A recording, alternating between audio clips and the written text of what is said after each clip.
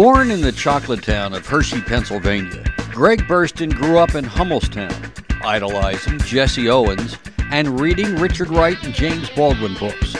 He watched The Cosby Show and listened to rap, and rooted for the Philadelphia 76ers. He even served as a Senate page at the Pennsylvania state capitol, and he always tried to make himself better. He attended Bishop McDevitt High School in Harrisburg, Pennsylvania, and even though he was barely 6 feet tall, he played forward because of his outstanding jumping ability. To enhance both his academic and athletic skills, Greg began to look at prep schools for his senior year, where the basketball competition was better and where he could hone his skills at the guard position. Greg decided on the Hun School in Princeton. Greg and his family looked at it as an investment in their future. Greg just wanted to make himself better. In his very first game in a Hun uniform, Greg scored 41 points, leading his new team to a 94-73 win. Greg went on to be named the Player of the Year in Mercer County in 1995, scoring 756 points to break the Hun School record that stood since 1977. He had made himself better. Greg had narrowed his college choices down to about 30, with Drexel, Mount St. Mary's, and St. Peter's all leading the way. The interesting part of the Greg Burston story is that I spent a significant amount of time in January, February, and March of Greg's last year at the Hun School trying to promote him to other schools to help him get a scholarship, mostly Division II type schools, because he really was under-recruited, underappreciated. I thought he was very good, but I had no intention of recruiting him for Rider. I sent Kevin to go see him and said, hey, I think he's good enough, and I think we should take him at Rider. Kevin saw him once. I think Greg had 28 in the game and came back and said he's a no-brainer. As a rookie at Rider, Greg played in all 29 games, starting the final 17 games of the season, and finished third on the team in scoring. His adjustment from forward to guard seemed to go well, as he led the Bronx in three-point field goal percentage.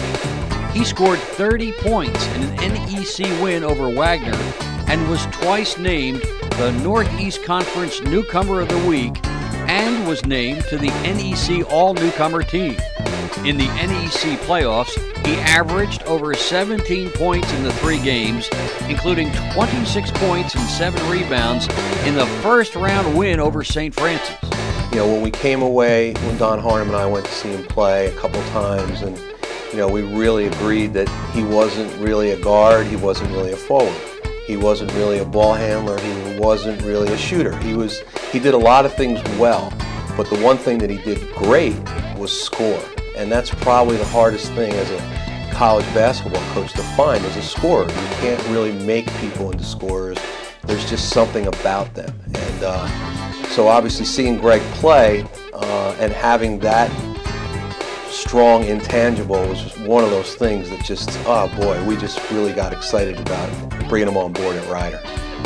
As a sophomore, there was no jinx, as Greg was one of only 2 Bronx to start every game in 1996-97, and he scored in double figures in 14 of the first 16 games.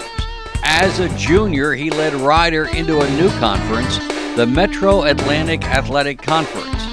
He compiled his 1,000th career point as he led the team in scoring, starting every game. He was named the Franklin Life All-Tournament team as Rider defeated the host College of Charleston for the only time in the rich tournament history that the host team did not reach at least the title game. It was also Charleston's first loss at home in 32 games and its first non-conference loss at home in 52 games. Greg went on to lead the team in scoring and assists and was named to the first team All-MAC. After having such a great season and such a strong league, Rider was invited to take part in its first ever National Invitational Tournament, the NIT. Rider drew Penn State in the first round. Greg had heard enough about the Nittany Lions while growing up a Notre Dame fan. His goal was to go home and prove he could play in front of his home crowd to redeem himself and the team from the first-round MAC loss to Manhattan. He was willing to work to get where he wanted. He had an incredible heart. Just wanted to be good, was very into it, had a lot of pride in his game and the way that we played. And that's more than his talent level, I think, what got him to this point. At Penn State, led by Burston's 14 points, the Bronx led by 8 points with 5 minutes left in the first half. The host Nittany Lions began making 3-point field goals, went on a 17-4 run, and led by a single point at halftime. Penn State went on to win the game and end Riders' season. In 1998-99, Burston began his senior year by returning to Central Pennsylvania and scoring 30 points in a win at Bucknell.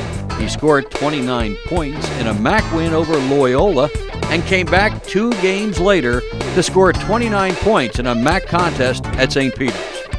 In the MAC playoffs, Greg avenged the first-round loss of the year before as the Bronx defeated Manhattan before ending the season against Siena. As a senior, he led Rider in scoring, and Greg again earned all MAC honors. Greg played in 113 games at Rider and graduated 6th in career scoring with over 1,400 points. Upon graduating, Greg went to Europe and played professional basketball in Finland, Ireland, and Spain before returning to Harrisburg, where he now resides. He was always trying to make himself better, and now he's the newest member of the Rider University Athletics Hall of Fame. Ladies and gentlemen, Greg Burston.